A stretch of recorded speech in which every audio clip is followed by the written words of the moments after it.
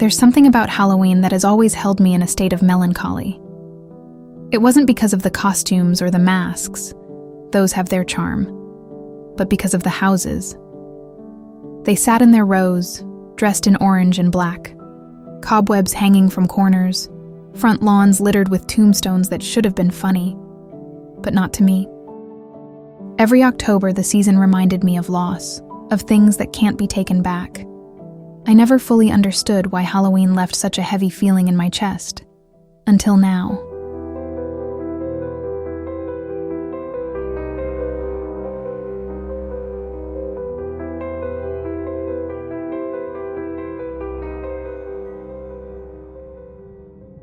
It all started a week before Halloween in 2010, when I received the invitation. I had been living in the town of Bellbrook for about 5 years, having moved there after my wife Clara died in a car accident. We had been together for over a decade, and when she was gone, it felt like the town I had grown up in died with her. So I relocated here, far enough from my past, but close enough that I could visit her grave when I needed. I worked remotely as a software consultant. It was dull, unremarkable work, but it paid well enough and let me wallow in my grief without prying eyes. Bellbrook was a small, quiet town, the kind where everyone knew everyone, but they were also polite enough to leave you alone if you needed the space, and that suited me just fine. But that year, something was different. The air felt heavier. The leaves rustled in a way that made my skin crawl, and the kids playing in the streets, laughing as they ran in their makeshift costumes, seemed distant, like I was watching them through some kind of veil. There was this house, not far from where I lived, that I'd pass by on my morning runs. A tall, dilapidated Victorian mansion that stood out in our neighborhood of small, unassuming homes. The house was a sore thumb, but no one ever seemed to talk about it. The locals called it the Harrison Place, but no one knew who the Harrisons were. According to what I'd heard, the house had been vacant for as long as anyone could remember, though there were rumors about it being haunted or cursed. The stories varied. Some claimed they'd seen lights in the windows late at night. Others said it was used for strange rituals. I brushed them off as typical small-town gossip, but even I had to admit, there was something off about it. A week before Halloween, a letter appeared in my mailbox, written in elegant, curling script on thick, cream-colored paper. You are cordially invited to an exclusive Halloween gathering at the Harrison House. Costumes required, October 31st, 8 p.m. It was signed only with the initials, MH. I stared at the invitation for what felt like hours. No one had mentioned a party at the Harrison House. Was it a joke? A prank someone was pulling on the new guy in town? I almost crumpled the letter and threw it in the trash, but something stopped me. Maybe it was curiosity, or maybe it was the promise of a distraction from the crushing loneliness that weighed me down every fall. The invitation, however, wasn't just for me. When I brought it up to some of my neighbors, Tom and Gloria, a middle-aged couple who had been living on the street for decades, they shrugged it off. We got one too, Gloria had said, though her smile was thin. The Harrison Place? It's tradition. Tradition? I repeated, and Tom nodded, his face turning pale in the fading autumn light. Yeah, every few years someone in the house sends out invitations. The party's a big deal around here. The way he said someone raised an eyebrow, but before I could ask more, Tom changed the subject. It was obvious he didn't want to talk about it, and I didn't press. For the next few days, I tried to distract myself with work, but the invitation lingered at the back of my mind. Each time I passed the Harrison house, I found myself slowing down, staring at its dark windows, its sagging roof, and the ivy crawling up its stone walls like fingers reaching for something. It felt like the house was watching me, waiting for me to make a decision. October 31st arrived, and with it, a strange sense of foreboding. The day passed quietly, too quietly. No kids running around, no sounds of last-minute costume prep. It was like the whole town had taken a breath and was holding it. By the time evening rolled around, I still hadn't decided whether to go. It wasn't fear, not exactly, that kept me hesitating, but something else, something deeper. I stood by my front door, the invitation clutched in my hand, staring out into the dimming light. I thought about Clara, what she would have said if she were still here. She loved Halloween. It had been her favorite holiday, her excuse to dress up and throw elaborate parties. If she had been here, she would have dragged me to the Harrison house without a second thought. And maybe that was what pushed me out the door. The need to feel something, to connect to a part of her again, even if it was through something as strange as this. The walk to the house was quiet. Too quiet. Bellbrook had always been sleepy, but tonight it felt like a ghost town. I didn't see a single person on my way over, though I could have sworn I heard footsteps behind me once or twice. By the time I arrived at the iron gates of the Harrison house, the sky was ink black, with only a sliver of moonlight illuminating the crumbling mansion. The gate creaked as I pushed it open, the sound breaking the heavy silence like a gunshot. I almost turned back. Almost. But then the door opened, slowly, with an unsettling groan, and there, standing in the doorway, was a man I'd never seen before. He was tall, impossibly thin, with dark eyes that seemed to glitter in the low light. "Welcome," he said, his voice smooth but cold. "We've been expecting you." For a moment, I felt my heart stutter, my feet ready to bolt. But I nodded, stepped forward, and crossed the threshold into the house that had haunted my thoughts for weeks. The door closed behind me with a final, echoing thud. And so, it began.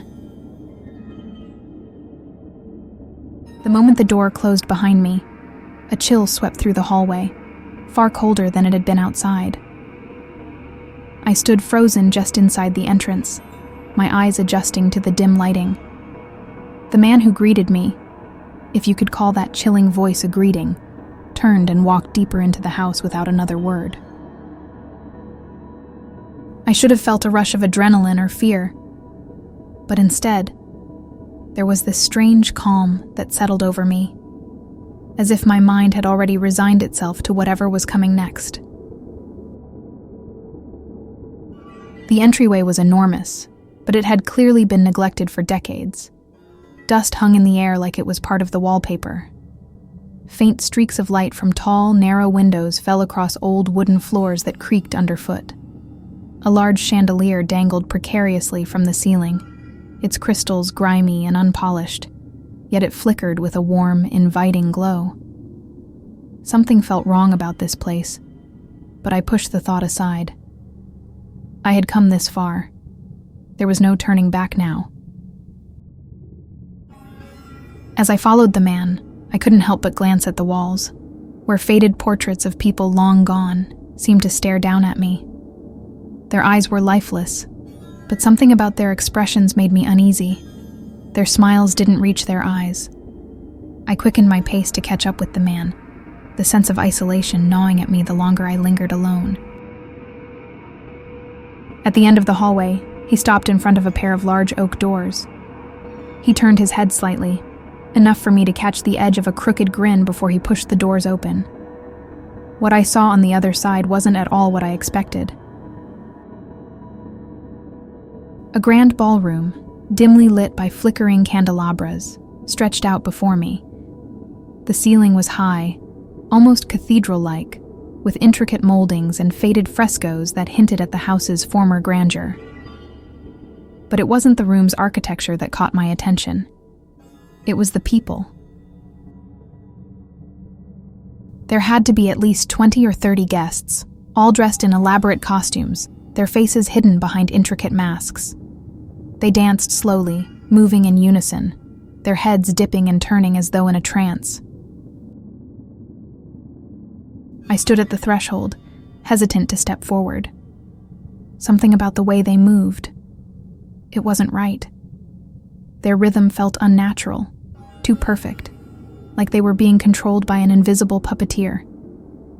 The only sound was the soft shuffling of feet on the dusty floor. No music played.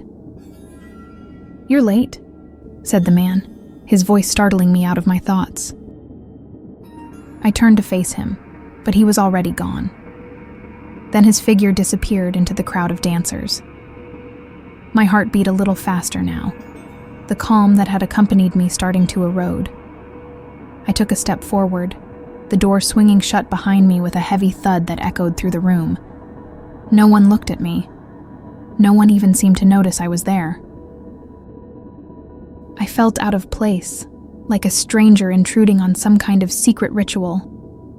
I had dressed in a costume, an old black suit that I'd worn to one of Clara's Halloween parties years ago, but it felt woefully inadequate compared to the elaborate attire of the others. Their costumes were from another time, Victorian, Edwardian, and some even older, it seemed. Rich, velvety fabrics, lace and beaded masks that shimmered in the candlelight. Despite the age of the house, despite the decay, there was something almost regal about the whole scene. I wandered through the crowd, unsure of what to do. No one spoke to me. No one even seemed to notice my presence.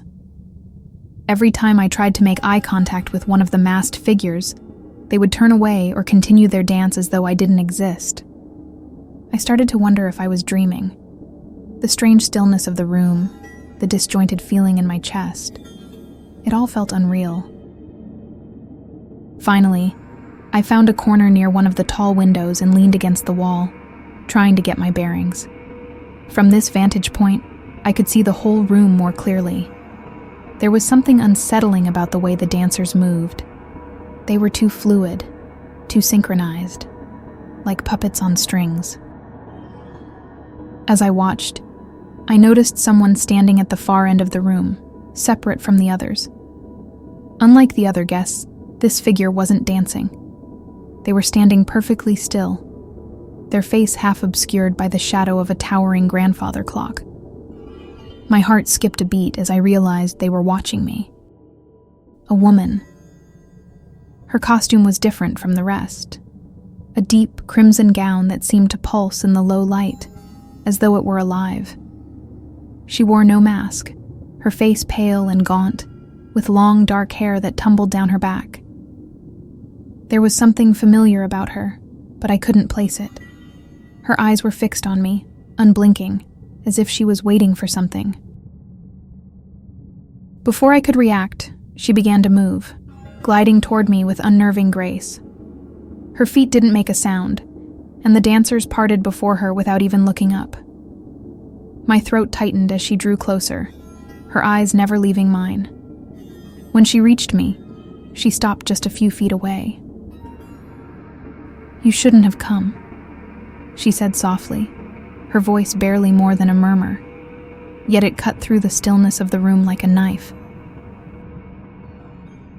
I tried to speak, but the words caught in my throat. My mind raced. There was something wrong with this place, something far darker than I had imagined. The woman stared at me for a long moment, and then, with a slow, deliberate motion, she raised her hand and pointed to the ceiling. I followed her gaze and felt my stomach drop. Above us, suspended from the rafters, hung the bodies of what I had thought were chandeliers. But now, in the flickering candlelight, I could see them clearly. Dozens of figures, their faces obscured by dark veils, dangling like marionettes. Their limbs were limp, their bodies swaying slightly with the movement of the air. My heart pounded in my chest, the eerie synchronization of the dancers below matching the faint sway of the bodies above. I took a step back, my skin crawling. The woman's hand fell to her side, her eyes still fixed on mine. "You have to leave," she said, her voice urgent now. "Before it takes you too."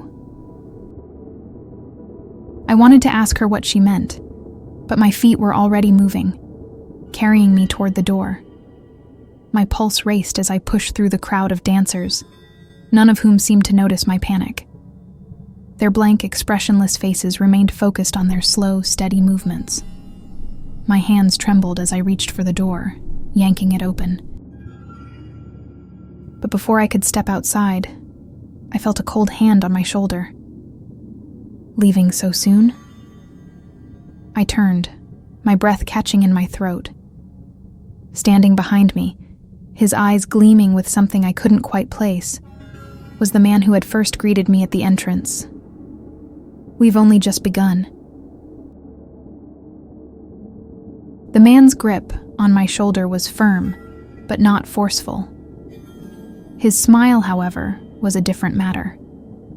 It was the kind of smile you see on someone who knows far more than they're letting on, who enjoys watching you squirm under the weight of what you don't understand.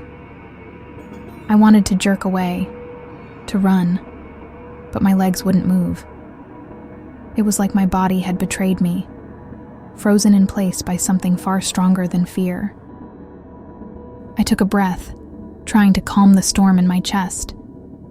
"I think there's been a mistake," I said, my voice sounding far weaker than I intended. "I need to go." The man tilted his head, his eyes narrowing ever so slightly. "A mistake?" "No, my dear guest. There is no mistake. You were invited, and no one leaves before the party is over." The coldness in his voice turned my stomach, but I forced myself to stay composed. I glanced around, hoping to catch the eye of one of the other guests. Anyone who could help. But they were still dancing, oblivious to the exchange happening at the door. Their movements were almost mechanical, like they had been wound up and set in motion without any awareness of the world around them. My pulse quickened again, the eerie rhythm of the scene drilling into my mind. I didn't know what this was. I stammered, trying to pull away from the man's grip, but his hand remained, firm as iron. "You didn't?" His smile widened, but there was no warmth behind it. "That's the point, you see. It's better that way. Surprises make everything so much more interesting." Before I could respond, the woman in the crimson gown appeared again, standing just behind the man. Her face was a stark contrast to his. There was no joy, no playfulness in her expression, only cold, calculating worry. Her dark eyes met mine, and for a moment, I felt a flicker of hope. She knew something. She could help. "Let him go, Marcus," she said softly, but her voice carried a sharp edge, the kind that told you she was used to being obeyed. "He doesn't belong here." The man, Marcus, turned to face her, and for the first time, his confident smile faltered. The grip on my shoulder loosened, though not by much. "Oh, Isabel," he said, drawing out her name as though it were a joke. "You know the rules. He accepted the invitation. That makes him part of this." "Not yet," Isabel replied, stepping closer. Her eyes flickered with something I couldn't quite place, but it wasn't fear. She was testing him, I realized, gauging how far she could push before things escalated. "He hasn't danced." I blinked. "Danced?" The word seemed ludicrous given everything I had just seen, but Marcus's face shifted at the mention of it. His smile thinned, and I felt his hand fall from my shoulder. "Very well," Marcus said with a shrug, though his eyes never left mine. "But don't think you can protect him forever, Isabel." With that, he turned and vanished into the crowd of dancers, moving with the same unnatural grace they did. As he disappeared, the strange hold on my body seemed to release, and I stumbled back a step, gasping for breath. Isabel remained where she was, watching Marcus until he was completely out of sight. Then she turned to me, her expression softening just a little. "You shouldn't have come," she said again, her voice low but not unkind. "The house, it doesn't let go easily." "I don't even know why I'm here," I whispered, my throat dry. "I got an invitation, just like everyone else. I thought it was some kind of local tradition. I didn't know it was—" I trailed off, unsure how to even describe the horror I'd seen since I stepped through the door. Isabel's lips pressed into a thin line. "It's not just a party. It never has been. The house, it feeds on those who enter. Every few years it calls for more people, more lives, and it keeps them. Forever." The weight of her words settled over me like a suffocating blanket. I glanced at the dancers, their faces hidden behind masks, their movements eerily perfect. "Them?" I asked, my voice barely above a whisper. "Are they—" "Yes." Isabel cut me off, her tone grim. "They're trapped here, every one of them. Some for years, others for decades. The house uses them. It takes what it needs and keeps what's left." A shiver ran down my spine. The bodies hanging from the ceiling, the dancers below. They weren't just party guests. They were prisoners, slaves to the house's will. And I had walked right into it, blind and ignorant. "Then why haven't I?" I started, but Isabel shook her head. "It hasn't taken you yet. You haven't danced. Once you do, it'll have you too." My mind raced, piecing together the fragments of this nightmare. The house, somehow impossibly, was alive. It thrived on those who entered its doors, binding them to it in some horrific ritual, and I was next in line.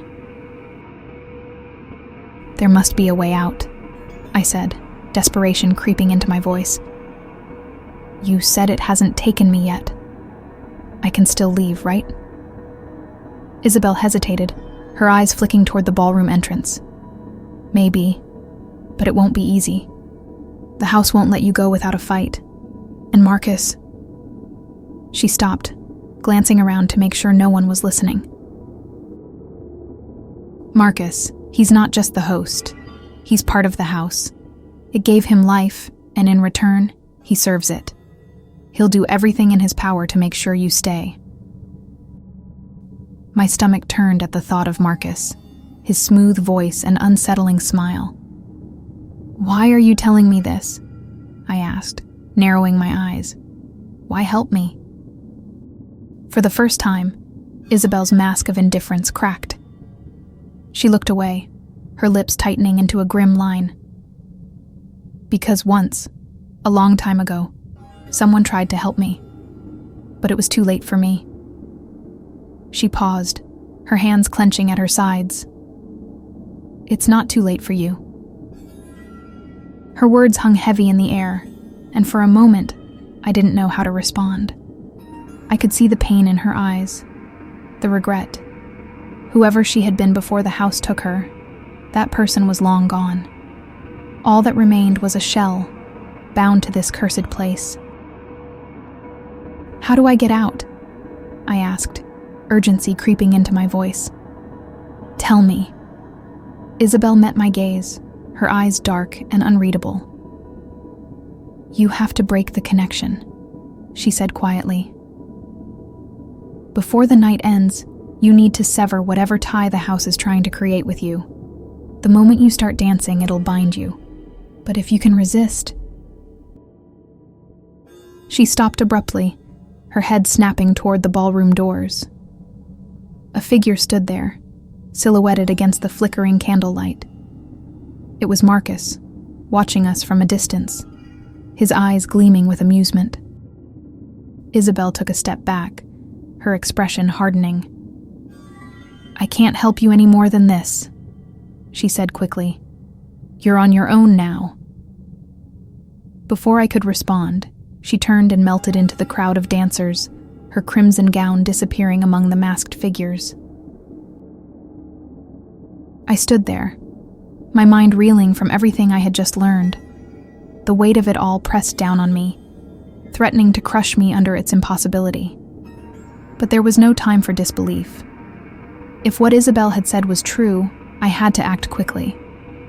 I had to find a way to break the connection before the house claimed me. And yet, as I glanced around the ballroom, at the dancers, at the flickering lights and swaying bodies above, I couldn't shake the feeling that I was already too late. I stood there for what felt like an eternity, my mind a storm of fear and confusion. The ballroom seemed to close in around me, the once grand architecture now a suffocating maze of flickering shadows and hollow faces. The dancers moved with the same eerie grace, their feet shuffling across the floor in a pattern I couldn't understand, while above, the veiled bodies continued their slow, hypnotic sway. But I couldn't afford to freeze. I had to act. Isabel's words echoed in my head. Before the night ends, break the connection. I had no idea what that truly meant or how to go about it. The only thing I knew for sure was that the longer I stayed, the more the house would sink its claws into me. I scanned the ballroom, my eyes flicking between the dancers, the flickering candlelight, and the towering doors that had closed behind me. Marcus still stood at the far end of the room, his dark eyes locked onto me with that same smug smile. He didn't move, didn't approach, but his presence was enough to send a chill down my spine. The way he watched me, like he already knew the ending of a play I hadn't even begun to perform, made me feel small and powerless. But I wasn't powerless. Not yet. I turned on my heel, heading toward the far side of the room where a narrow hallway led deeper into the mansion. If I was going to figure out how to escape this place, I needed to know more. More about the house, more about Marcus, and more about how it had claimed all those people I'd seen dancing and hanging from the ceiling. Isabel had given me a warning, but she hadn't given me enough. I was still flying blind, and every instinct told me that this house, whatever it was far more than just wood and stone. As I entered the hallway, the noise from the ballroom faded, replaced by a deep, unsettling silence. The walls here were lined with portraits, much like the ones in the entryway. But these were different. The figures in the paintings weren't the proud, noble-looking people from before. They were distorted, their faces twisted into expressions of agony or terror, their eyes wide with fear. Some of the figures appeared to be melting, their bodies blending into the dark backgrounds as though they were being consumed by the canvas itself. A shiver ran down my spine, but I forced myself to keep moving. There had to be something here, some clue, some explanation for what was happening. I didn't know if I was searching for a way out or for answers, but either way, I couldn't stop now. The hallway twisted and turned, leading me deeper into the house, and with each step, the air grew colder. I felt like I was walking into the very heart of the mansion, where its darkest secrets were buried. At the end of the corridor, I came to a heavy wooden door, its surface worn and scarred as though something had tried to break through it. I hesitated for a moment, my hand hovering over the rusted doorknob. Every instinct screamed at me to turn back, to leave the house before it could take me, but I knew that wasn't an option. Not anymore. With a deep breath, I turned the knob and pushed the door open. The room beyond was small, cramped, and lit by a single flickering oil lamp. The air was heavy with the smell of mildew, and the walls were lined with shelves, each one overflowing with old, crumbling books and strange objects. In the center of the room stood a large, ornate desk, its surface covered in papers, sketches, and what looked like maps of the mansion. I stepped inside, the floor creaking beneath my weight, and moved toward the desk. My fingers brushed across the papers, scanning them for anything that might give me a hint about what was happening in the house. Some of the pages were written in a language I didn't recognize, their symbols jagged and unnatural, while others were detailed drawings of the ballroom, the dancers, and the figures hanging from the ceiling. But one document caught my attention more than the others. A journal, its leather cover worn and cracked with age.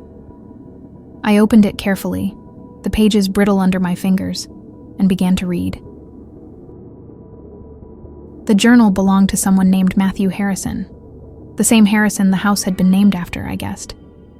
But as I read, it became clear that Matthew Harrison wasn't just some long-dead owner of the mansion.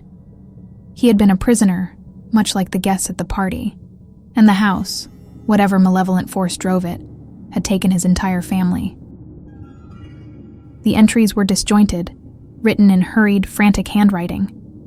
They described how Matthew's family had been lured to the house with the promise of wealth and status, only to find themselves trapped in a nightmare they couldn't escape. The house had fed off their fear, their despair, twisting them into the very same soulless figures that now danced in the ballroom. Worse, Matthew described something deeper, something ancient that lived within the very walls. The house wasn't just cursed, it was alive, and it had been waiting for centuries for more victims. It needed people to survive, to grow stronger, and every soul it consumed made it more powerful. I swallowed hard, my mind racing. The house was a parasite, and we, everyone who had accepted the invitation, were its next meal. I flipped through the pages, hoping for some mention of how to stop it, how to escape. But Matthew's final entries grew more erratic, more desperate. He wrote about trying to leave, about trying to fight back, but in the end, it was clear that he had failed. His last words were a scribbled warning. "You can't leave. The house won't let you. But the dance is the key. The dance binds us all." I slammed the journal shut, my heart pounding. The dance. Isabel had mentioned it too, how once I danced, the house would claim me. But Matthew had hinted at something else. The dance wasn't just the ritual that bound people to the house. It was also the way to break free. But how? I turned to leave the room, my mind reeling with questions, when I heard a soft creak behind me. I spun around, my heart leaping into my throat. In the doorway stood a figure. A man, tall and dressed in a tattered old suit, his face obscured by a mask. It wasn't Marcus. And it wasn't any of the other guests I had seen in the ballroom. This figure was different. "Matthew," I whispered, my voice trembling. The figure stepped forward, his head tilted at an unnatural angle, his mask reflecting the dim light of the oil lamp. He didn't speak, didn't move beyond that single step, but I could feel the weight of his gaze on me, even through the mask. I backed away slowly, the air in the room growing colder by the second. My mind raced, trying to piece together what was happening. Had Matthew survived? Or was this just another puppet of the house, sent to lure me deeper into its clutches? "Tell me how to stop it," I said, my voice trembling.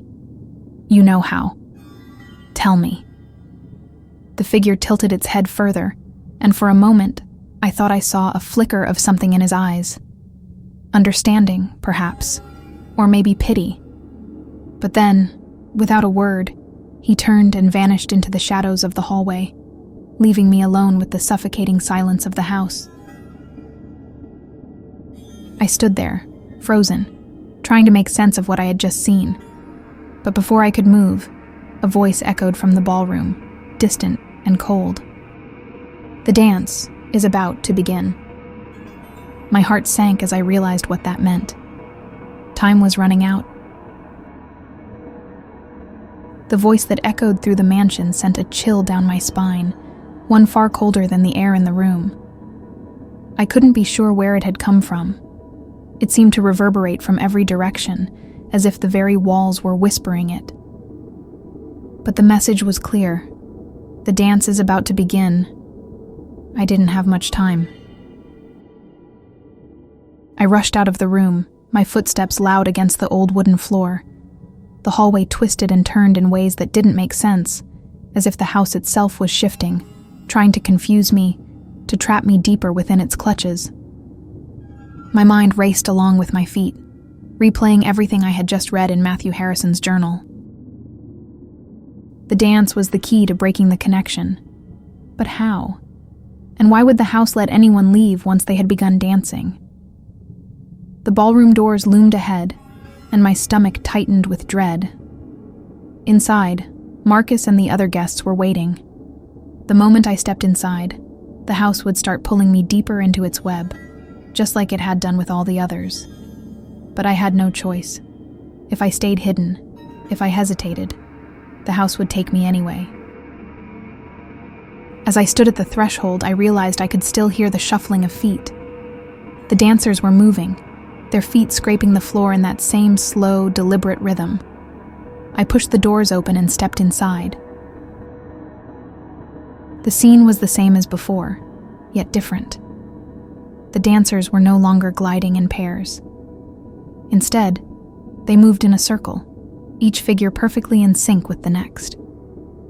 Their masks caught the dim candlelight, reflecting distorted versions of themselves in the gleaming surfaces. The air was thick with a strange energy, as if the very act of dancing was charging the room with power. It was unnerving, watching them move with such precision, their steps too perfect, too calculated. And then I saw him, Marcus. He stood at the center of the circle, watching me with that same unnerving smile. His hands rested behind his back, and he gave a slight nod when our eyes met, as if inviting me to join the dance. But I wasn't fooled. I knew exactly what this was. It wasn't an invitation. It was a trap. My gaze flicked around the room, searching for Isabel. She had to be here, somewhere. She had promised she'd help me, but there was no sign of her. Just the dancers, endlessly moving in their strange, synchronized rhythm. For a moment, I felt the crushing weight of isolation, the realization that I might truly be alone in this fight. "Well?" Marcus's voice cut through the silence, smooth and mocking. "You've come all this way. Surely you didn't think you could leave without participating in the grand finale." My heart pounded in my chest as I took a tentative step forward. "I'm not playing your game, Marcus." His smile widened. "Ah, but you already are. The moment you accepted the invitation, you became part of this. And now..." He gestured to the dancers, their movement growing faster, more frenzied. "It's time for you to take your place." I tried to think, to reason. What could Matthew's journal have meant by saying the dance was the key? The only way out was through, but how could dancing free me when it had enslaved everyone else? The answer gnawed at me, elusive and distant, but I couldn't afford to hesitate. Marcus took a step forward, his smile fading. "You're wasting time. The house doesn't like to be kept waiting." The dancers were moving even faster now, their feet pounding against the floor, the rhythm becoming more erratic, more desperate. The air in the room seemed to hum with energy, a growing pulse that matched the speed of their movements. The pressure was mounting, and my options were dwindling. I could see the way the house fed on them, the way it was drawing them in, body and soul, through the act of dancing. But there was something else, too. Something Marcus didn't want me to understand. It wasn't just about participating in the dance. There had to be more. That's when I saw her, Isabel. She was standing just beyond the circle of dancers, her eyes locked on mine. There was no mask this time, no elaborate gown. She looked different, more fragile, more human. She mouthed something, her eyes wide with urgency, and though I couldn't hear her, I understood what she was trying to say. Resist.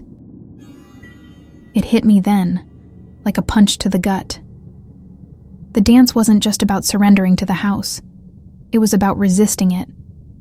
The others had given in, had let the house take them, because they believed they had no choice.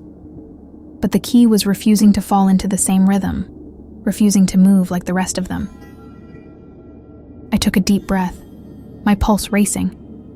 Marcus was watching me closely now, his smile gone, his eyes narrowing in suspicion. He could sense the shift in me, the understanding that had just clicked into place. And he didn't like it. "You can't escape," he said, his voice low and dangerous now. "The house will claim you, just as it has claimed all the others." I didn't respond.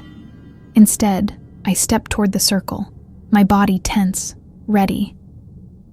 The dancers continued their frantic movement, but I could see it now, the way the house was pulling them in, feeding off their despair, their submission. If I was going to escape, I had to do the opposite. I had to defy the house. I stepped into the circle, my heart pounding in my chest. The moment my foot hit the floor, I felt the house shift, as if it was waking up, aware that I was ready to dance. But I didn't let it control me. I moved, slowly, deliberately, my feet gliding across the floor in a rhythm that was all my own. The house tried to pull me into its rhythm, but I resisted, my movements jagged and unpredictable. The room seemed to warp around me, the walls closing in, the dancers blurring into shadows. I could feel the house trying to take me, trying to wrap itself around me. But I fought back. Every step I took was a refusal, a rejection of the house's power. The energy in the room surged, growing more intense with each passing second, and I knew that the house was struggling to maintain its grip. Out of the corner of my eye, I saw Isabel watching me, her expression unreadable. She had told me to resist, but she hadn't told me what would happen if I succeeded. I could feel the tension in the air, the mounting pressure. The house wasn't going to let go without a fight. Marcus's voice cut through the chaos, sharp and angry. "Stop this." But I didn't stop. I moved faster, my body twisting and turning in ways that broke the rhythm of the dance. The dancers around me faltered, their movements becoming disjointed, chaotic. The house was losing control, and I could feel it. The walls seemed to shake, the floor beneath me vibrating with energy. And then, all at once, the room erupted into chaos. The dancers collapsed to the floor, their bodies limp and lifeless, as if the house had drained every last drop of their energy. The air crackled with power, and the walls of the mansion groaned under the strain.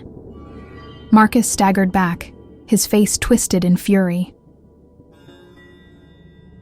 "You don't understand what you're doing," he shouted. "You'll destroy everything." I didn't care. I was too far gone to stop now. I moved faster, my body becoming a blur of motion, my feet pounding against the floor. The house screamed in protest, but I kept going. The energy in the room surged, and I could feel it, the connection breaking. And then, with one final step, the mansion seemed to shatter around me. The walls cracked, the ceiling caved in, and the dancers, the souls trapped for years, began to dissolve into dust. The house had lost. I stumbled back, breathless and dizzy, as the ballroom crumbled into darkness. Marcus was gone. The guests were gone. The house itself was falling apart. But I was still here. I had broken free. Or so I thought. In the silence that followed, I heard a faint whisper, barely audible, but unmistakable. The house never lets go. I turned to see Isabel standing at the edge of the room, her eyes filled with sorrow. And then, the world around me went black. When I opened my eyes, everything was quiet. There was no grand ballroom, no crumbling mansion, no Marcus or Isabel. I wasn't surrounded by dancers or the eerie whispers of the house. Instead, I found myself lying on my back in the middle of a dense, dark forest.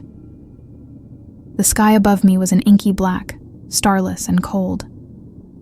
The trees around me loomed tall, their branches gnarled and twisted. A thick fog crept along the forest floor, swirling around me as if it had been waiting for me to wake up. I slowly pushed myself to my feet, my body aching from the effort. My heart was pounding in my chest, but my mind struggled to piece together what had just happened. I had been in the ballroom, defying the house, breaking free from its grip. And then, nothing. Everything had gone dark. Where was I now? Had I really escaped, or had the house pulled me into some other nightmare? I looked around, trying to make sense of my surroundings, but the fog was too thick, and the trees seemed to go on forever. There was no sign of the mansion or the town. I was completely alone, or so I thought. As I stood there, trying to get my bearings, I heard it, a faint whisper on the wind. It was barely audible, like the sound of distant voices carried on a breeze, but it sent a chill down my spine. I couldn't make out the words, but the tone was unmistakable. It was the same whisper I had heard in the mansion, the same voice that had told me, "The house never lets go." Panic surged through me. I turned in a circle, scanning the trees for any sign of movement, but there was nothing, just the fog and the endless forest. My hands shook as I tried to steady my breathing. I couldn't let the fear take hold. Not now. I started walking, unsure of where I was going, but knowing that standing still would do me no good. The fog seemed to part as I moved, but only just enough to reveal the next few feet of forest ahead of me. Everything else remained shrouded in that thick, ghostly mist. My footsteps were muffled by the damp ground, and the air was heavy with the scent of moss and decay. As I walked, the whispering grew louder.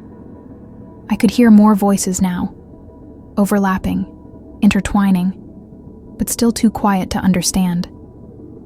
It was like they were all around me, surrounding me, but never getting close enough to reveal themselves. My pulse quickened with each step, and though I couldn't see anyone, I felt like I was being watched. After what felt like hours, I saw it, a faint glow in the distance, barely visible through the fog. My heart leapt at the sight of it, the first sign of something, anything in this endless forest. I quickened my pace, moving toward the light, my breath coming in shallow gasps. As I approached, the light grew brighter, and I realized it was coming from a small, crumbling cabin. Its windows were dark, but there was a flickering light coming from inside, as if a single candle burned within. The cabin looked old, ancient even, its wood rotting and covered in moss. The door hung loosely on its hinges, creaking as the wind pushed it back and forth. I hesitated for a moment, something deep inside me screaming that this was a mistake, that I shouldn't go inside. But where else could I go? The forest was endless, and the voices were getting louder. I had no choice. I approached the door, my hand trembling as I reached for the handle. The wood was cold under my fingers, and the door creaked open with the slightest push. Inside, the cabin was as decrepit as I had imagined. The walls were lined with peeling wallpaper, and the floor was covered in dust and cobwebs. The only light came from a single candle on a small, rickety table in the center of the room. But that wasn't what made my heart stop. Sitting at the table, staring at me with cold, dark eyes, was Isabel. She was dressed differently now, no longer in the elegant crimson gown. Her clothes were simple, worn, and covered in dirt, as though she had been wandering this place for years. Her face was gaunt, her skin pale, and her eyes were hollow, empty. "You didn't think it would be that easy, did you?" she said, her voice barely above a whisper. I stepped back, my mind racing. What is this? Where am I? Isabel didn't answer right away. She just stared at me, her eyes dark and unreadable. "You're still here. We're still here. The house. It never lets go." I shook my head, panic rising in my chest. No, I broke free. I broke the connection. I saw it fall apart. Isabel's lips curled into a sad, knowing smile. "You can't escape it. No one ever escapes it. The house is a part of you now. It's always been a part of you." I froze at her words. The house. Always a part of me? That didn't make sense. How could it have been a part of me? Marcus knew.